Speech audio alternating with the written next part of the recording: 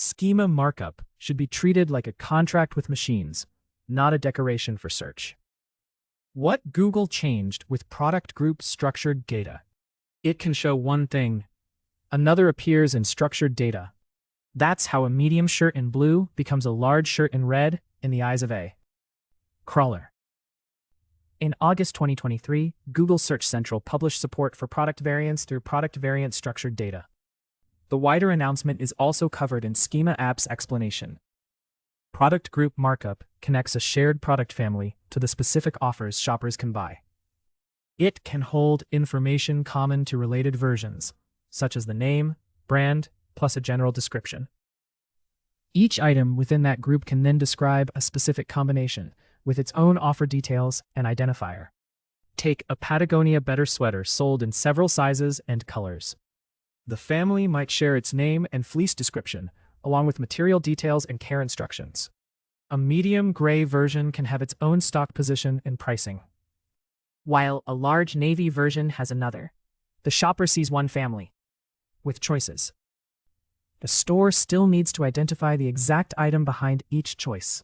That distinction changes the implementation work. A parent record can describe the better sweater as a fleece jacket, while the selected offer carries the current cost and availability for a particular size color combination. Each version also needs a dependable identifier so it doesn't blur into its siblings. Google's guidance gives merchants a clearer way to represent this relationship. The practical work is still exacting. It needs to reflect the state shown in the buying interface, including the offer a shopper can add to the cart. A shared family description won't rescue an incorrect listing or an unavailable size. Errors often start when a theme treats structured data as a fixed block of template text. The page changes after a shopper selects medium and gray, but the embedded data keeps reporting the default color and price. A routine source code check can miss the problem because the default state looks perfectly healthy. Turn Google's guidance into a launch requirement. Select meaningful combinations across the product family. Record what the interface shows and compare those facts with the product group and offers in the rendered page. Structured data is a machine-readable promise, so the promise needs evidence. Why product variants expose weak schema implementations? Product group markup makes the parent-child relationship easier to describe, clearer too. It also makes template mistakes easier to find because every selected option has a place in the structure, and the attached offer should represent that selection when the shopper views it. Variant markup fails when the page leaves the buyer guessing. A Shopify apparel page might display a blue medium t-shirt at $48 with 12 units available. Yet, its offer still describes a red large shirt at $54. Clean code can hide the problem. The purchase decision points somewhere else. Static template logic usually sits behind the mismatch. The theme prints one price into every product object, or it reads inventory from the default option before the shopper changes the selection. A variant URL can carry the right title. The offer block keeps the parent item's original values. The damage reaches beyond search presentation. A shopper comparing a blue medium t-shirt with a red large t-shirt needs to know that the price and stock message belong to the chosen item. When the page and its code disagree, the crawler receives conflicting evidence. The merchant inherits another catalog problem. The fastest diagnostic is a state-by-state capture. Choose the blue medium t-shirt.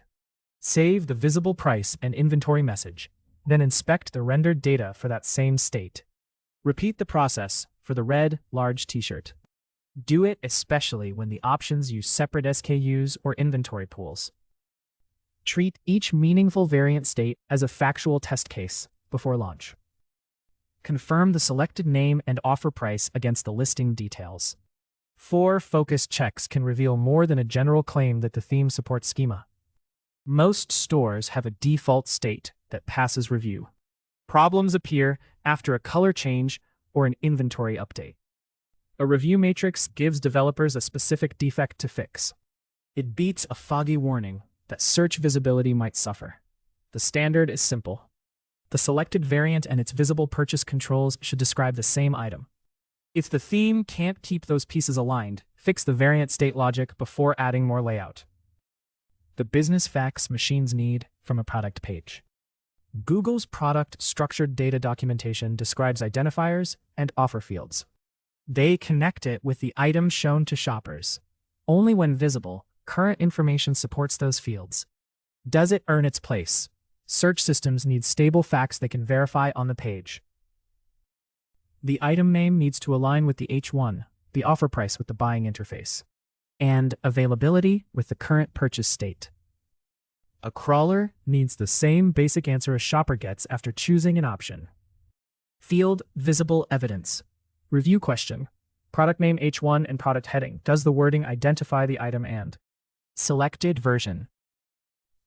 Offer price. Current price near the purchase control. Does the number use the same currency? Availability stock message or active purchase control. Can the selected item be purchased now? GTIN or UPC catalog record or product details. Does the identifier belong to this exact item? Brand product details or manufacturer information. Does the named brand match the merchandise? Manufacturer part number, specification area when supplied. Is the part number tied to this variant? Canonical URL document head and shareable page address. Does it point to the preferred product page?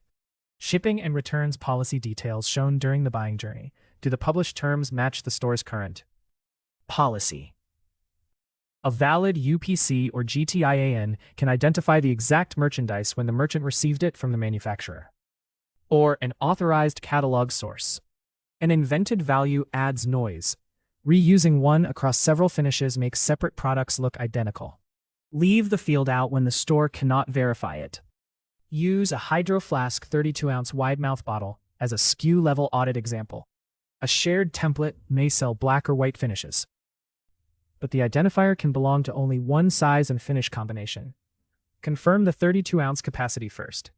Then check that the code matches the selected finish instead of the wider Hydro Flask family.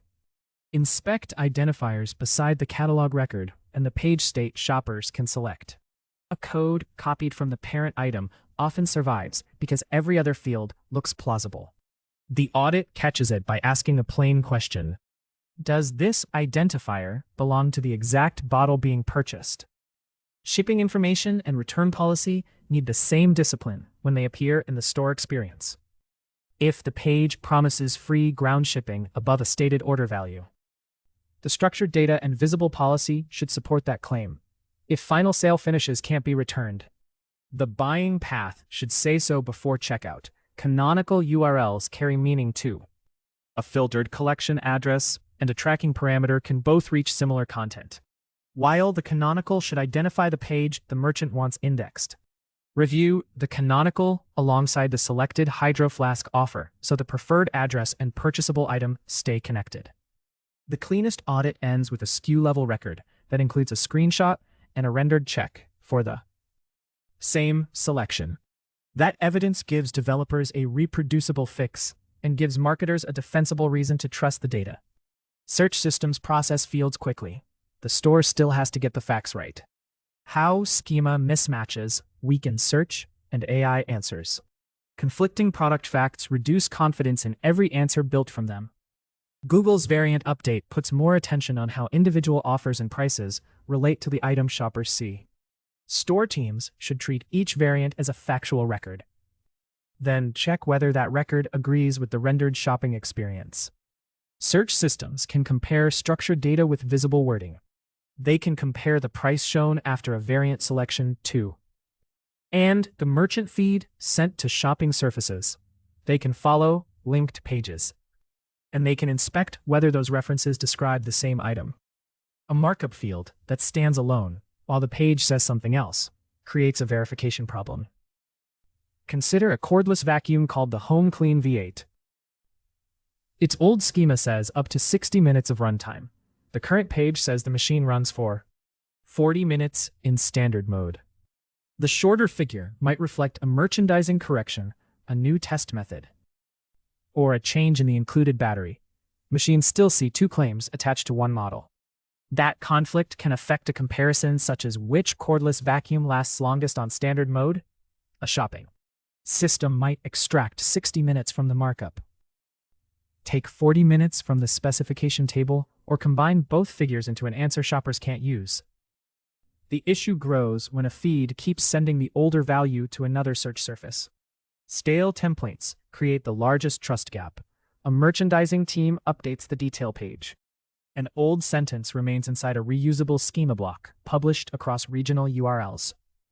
The team sees a corrected page. Machines keep receiving the old claim. The practical response is direct.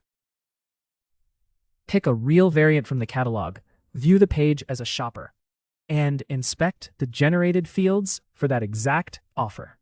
Compare the runtime and price with the current source record before releasing the template. What store teams should change after the Google update? Schema maintenance belongs in the product publishing workflow. Variant guidance makes markup part of merchandising operations, especially for stores with many sizes or frequent price changes. The person who owns product facts should approve claims.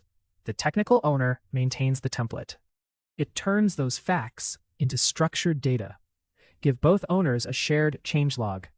Record price rules, identifiers, claim edits, the affected handle or SKU, the approver, and the release date. Then, the team can trace changes instead of digging through records. Especially when a feed or page disagrees with markup, start with a page inventory. Mark products with variants or frequent price changes. That way, review time goes to records most likely to drift. A catalog of 2,000 items rarely needs identical manual attention for every SKU. A small cookware store can apply this process when it adds a 10-inch version of its Carbon Pro Carbon steel skillet. The new size needs its own identifier, dimensions, price, stock state, plus an image relationship. Copying the 12-inch version and changing one visible label can leave the old offer ID or price inside. The markup. Set a review trigger when any of these events occurs. A material, capacity, runtime, or care claim changes. A new variant joins an existing item. A bundle replaces a single item offer. Inventory logic changes from store-held stock to supplier fulfillment. Use a simple release gate before publishing. Select a real variant, confirm the visible title and price, inspect the rendered markup, and log the check date if one value fails. Why product schema depends on page truth. Google's variant guidance matters. It makes the relationship between page content and structured facts easier to inspect. That connection gives store teams a clear operating rule. Write the customer-facing detail first. Maintain the facts in one source, and generate machine-readable fields from that same record. The rule applies across e-commerce systems. A product detail record should hold the approved name, identifier, current price, availability state, and variant relationship. The visible template and structured data should pull from those maintained values rather than asking separate teams to enter the same facts in multiple places. Short feature statements stay accurate longer. Vague marketing language doesn't. Gore-Tex membrane, waterproof to the collar. Recommended from 20 degrees Fahrenheit to 50 degrees Fahrenheit gives a merchandising team clear facts to review. Built for every adventure offers no useful test for markup or for a shopper deciding whether the boot suits a cold, wet trail. Take the Ridgeline waterproof hiking boot. Its visible content should explain the Gore-Tex membrane. To learn more, visit heysprite.com today.